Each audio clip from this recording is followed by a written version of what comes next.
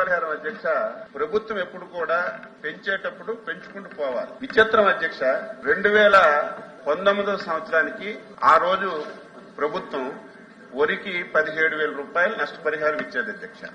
Hectare 17,000 18,000 చేయాలి, లేకపోతే 17,000 ₹1 చేయాలి. వీళ్ళు వచ్చిన తర్వాత 17,000 రూపాయలది 15,000 చేశారు. ఎవరైనా ₹1 పెంచుతారు, పెంచకపోతే సైలెంట్ గా ఉంటారు. దాన్ని తగ్గించారు. ఈ రోజు రైతుల గురించి మాట్లాడుతున్నారు అధ్యక్ష. ఫస్ట్ టైం అధ్యక్ష, గొప్ప చెప్పడం కాదు. మొన్న ఎప్పుడైతే వరదలు వచ్చాయో గౌరవ ముఖ్యమంత్రి గారు ఇమీడియట్ గా సమావేశం పెట్టి అధ్యక్ష మొన్నటి వరకు 17,000 ఇచ్చేవారు హెక్టార్ కి. ఈ రోజు వరి, వేరుశెనగ, పత్తి మరియు చెరకు పంటలకు 17,000 నుంచి 25,000 రూపాయలు ఒకేసారి పెంచాం అధ్యక్ష. 25,000 రూపాయలు.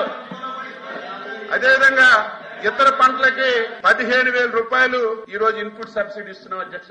ఇవ్వడమే కాదు, చరిత్రలో మొన్న ఏదైతే ఆగస్టు సెప్టెంబర్ నెలలో ఉడమేరు గాని ఈ ప్రాంతం అంతా భారీ వర్షాలు వచ్చి నష్టపోతే 25 రోజుల్లో మొత్తం ఎన్రోల్మెంట్ చేయించి 319.08 కోట్ల రూపాయలు. మరొకసారి చదువుతున్నాను, 319.08 కోట్ల రూపాయలు డైరెక్ట్ గా 20 రోజుల్లోనే రైతుల ఖాతాల్లో వేసిన ప్రభుత్వం అధ్యక్ష. ఇది డైరెక్ట్ గా వేశాం.